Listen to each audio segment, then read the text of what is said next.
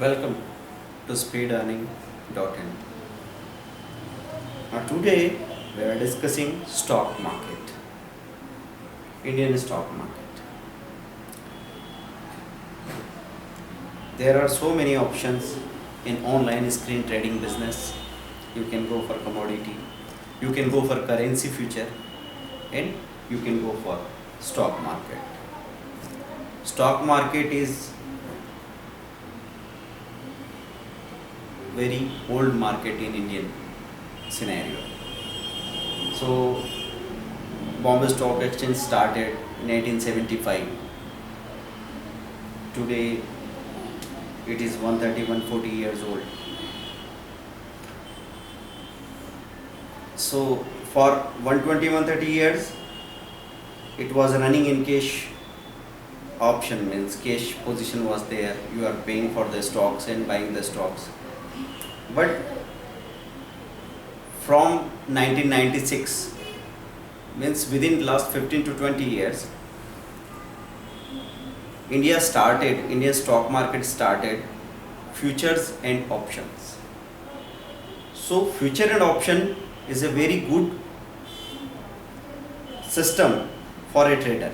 It is costing you less and you can earn more money in this, but only if you are knowing in detail. Otherwise it is very risky. So we are going to discuss future and option today. So you just see from where we can see the details of all the futures and all the options available. National Stock Exchange official website www.naseindia.com. Open the NSE's website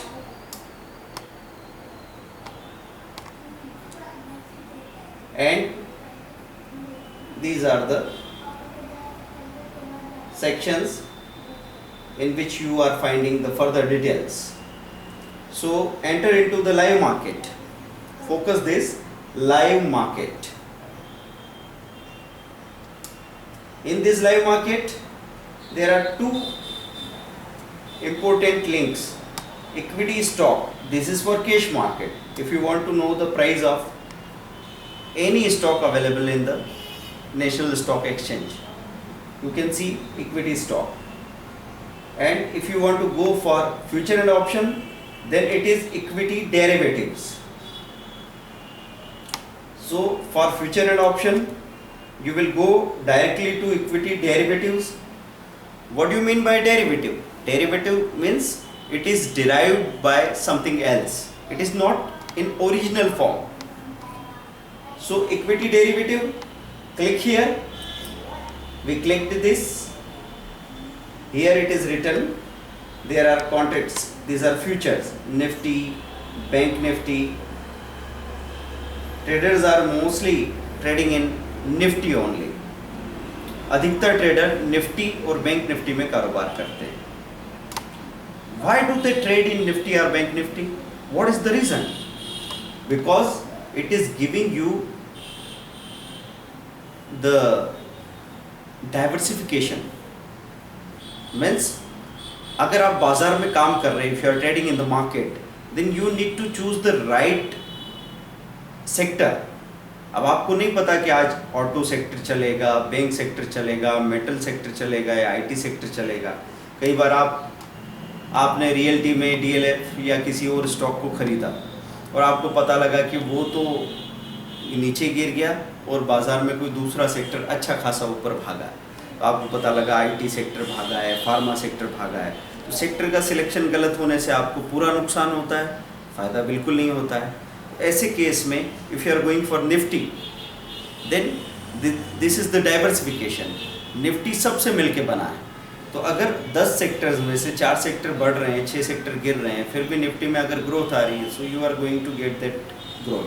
तो ये बड़ा safe option हो जाता है और इसमें कोई confusion नहीं है. तो निफ्टी जैसे 50 का लॉट होता है, अगर अभी निफ्टी का वैल्यू चल रहा है 6000 और 50 का लॉट है, तो टोटल वैल्यू होगा 3 लाख रुपीज़. अगर आप निफ्टी फ्यूचर को खरीदना चाहते हैं, यू नीड टू पे 20 to 25% मार्जिन मनी. तो आप 50 to 60,000 दे के और निफ्टी को खरीद के रख सकते हैं. और सपोज निफ्टी उस दिन बढ़ती है 100 पॉइंट, तो 50 इंटू 100 5,000 रुपीज़ का प्रॉफिट आपको हो जाने वाला है।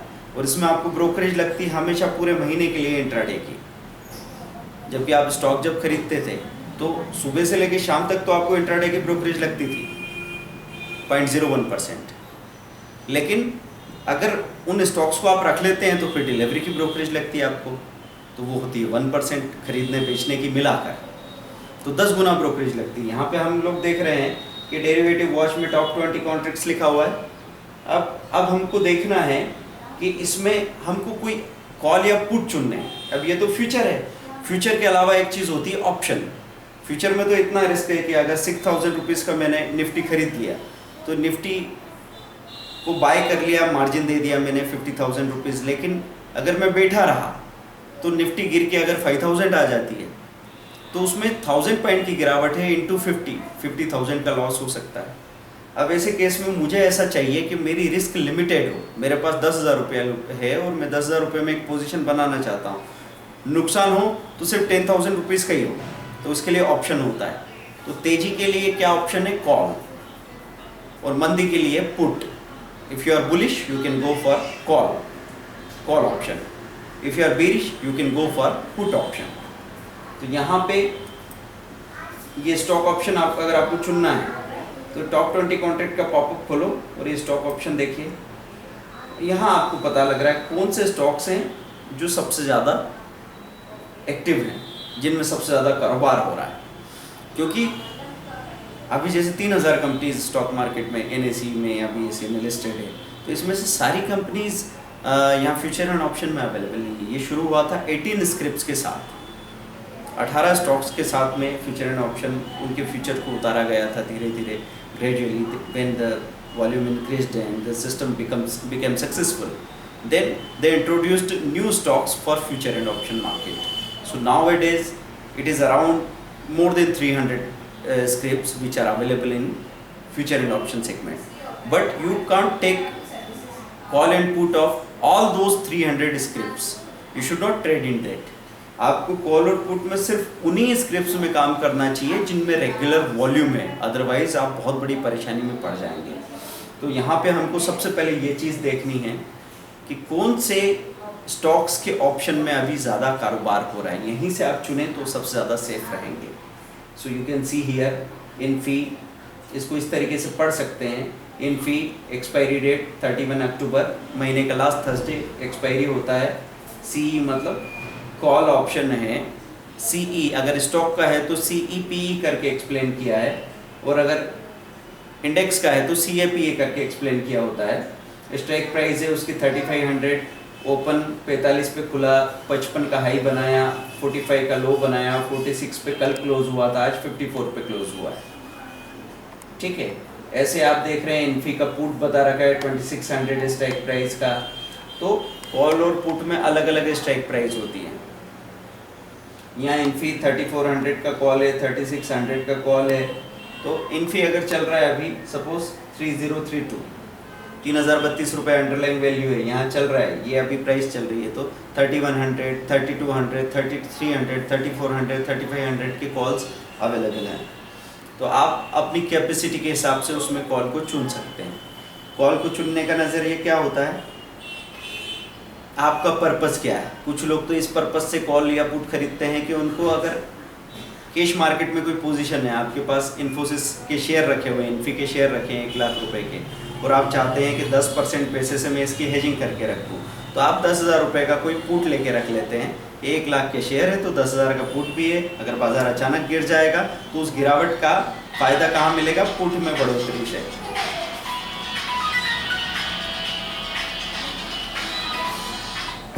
अब यहाँ रिलायंस, टाटा स्टील, TCS, हिंडाल्को, ये इस तरह के सबसे ज़्यादा आपका कारोबार चल रहा है। अब हमने क्लिक किया तो इनके यहाँ से बायर सेलर वगैरह सब कुछ आप देख सकते हैं। इन्फी को क्लिक किया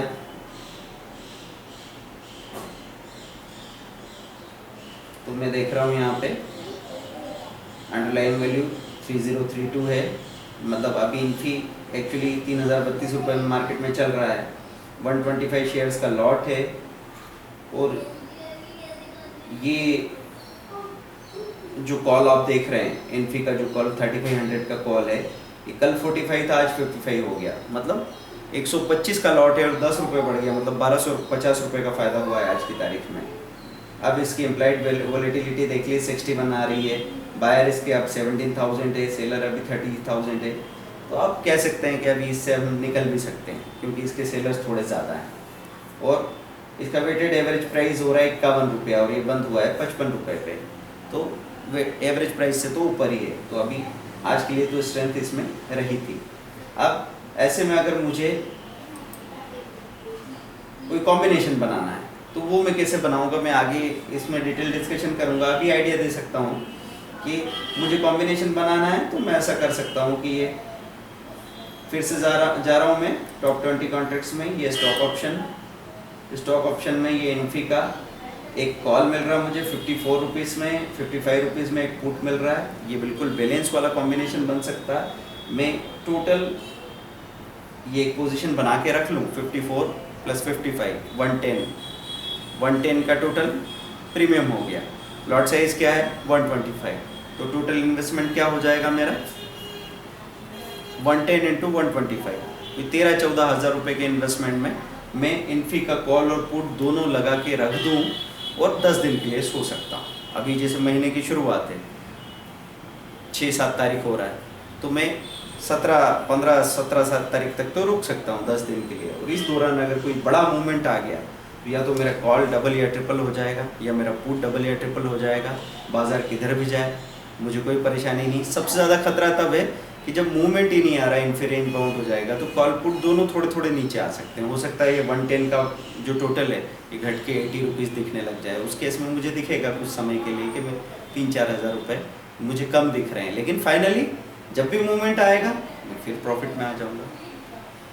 सो यहाँ से आप देखते हैं स्टॉक ऑप्शन। अब ये देखने के बाद में हम लोग सेक्टर को चेक कर सकते हैं कि कौन सा सेक्टर अच्छा चल रहा है। वो सेक्टर चेक करने के लिए आप NSE इंडिया की साइट में ही इंडाइसेस पे जा सकते हैं। फिर से NSE इंडिया में यहाँ लाइव मार्केट में क्लिक कर रहा हूँ और यहाँ इंडेक्स क्लिक कर रहा हूँ। लाइव मार्केट में से हम कहाँ क्लिक कर रहे हैं, index. This is the index. अब इंडेक्स में यहाँ एक नज़र में देखा जा सकता है निफ्टी 1% माइनस रही, लेकिन ये सेक्टर है auto, commodities, consumption, dividend opportunity, energy, finance, FMCG, infra, IT, media, metal, MNC, pharma, PSE, PSU bank, realty, service. अब इसमें अगर मुझे ऐसा दिखता है सामने कि IT सेक्टर 1.31% प्लस है और सबसे ज़्यादा माइनस कौन है, तो यहीं पे एक नज़र में मुझे दिख रहा है कि ये फिनांस सेक्टर माइनस है, बैंक सेक्टर माइनस है, PSU बैंक सेक्टर। तो मैं यहाँ क्लिक करके अगर IT का कोई कॉल चुनना चाहता हूँ तो पहले यहाँ क्लिक करके IT के डिटेल जो शेयर्स हैं उनमें सबसे अच्छी किसकी पोजीशन है वो देख सकते हैं। तो इसमें Naukri.com सबसे ऊपर दिख रहा है, फिर फिनाटेक है, फिर पोलारिस है, कैपिट है, टेकएम है, TCS है। तो अब मुझे ये चीज़ भी देखना होगी कि जब मैं इसमें चुनूँ कि कोई कॉल मैं ले लूँ तो किसके कॉल में काम होता है ये भी चेक करना है। सब में नहीं होता है, नौकरी में नहीं होता है और परसिस्टेंट में नहीं होता है, तो कहाँ होता है फिर TCS और इन्फी में होता है, HCL टेक में कभी हो सकता है। तो इनके कॉल्स को चुन के फिर उनमें काम करने के बारे में सोचूंगा। ठीक है, तो इस तरीके से आप NSE में आपके कॉल और पुट को, उनके प्रीमियम को, उनके बायर सेलर्स को और उनकी इम्प्लाइड वोलेटिलिटी को चेक करते हैं, फिर डिसीजन लेते हैं। आगे भी मैं आपके साथ कई सारी टॉपिक्स लेके आने वाला हूँ, आप लगातार देखते रहिएगा। तो हम ये देखेंगे कि कौन सा सेक्टर सही है, फिर किसी टॉपिक में हम लोग ये देखेंगे कि कौन सा सबसे सही टाइम है जब काम करके we can go tension less, we can earn with minimum risk. Because trading is like fishing, you should sit there for waiting the right opportunity, and whenever that opportunity is coming you just make your position, keep your strict stop losses, and 70 to 80% are the chances to get profit in just 10 to 20 minutes. Okay, thank you, goodbye.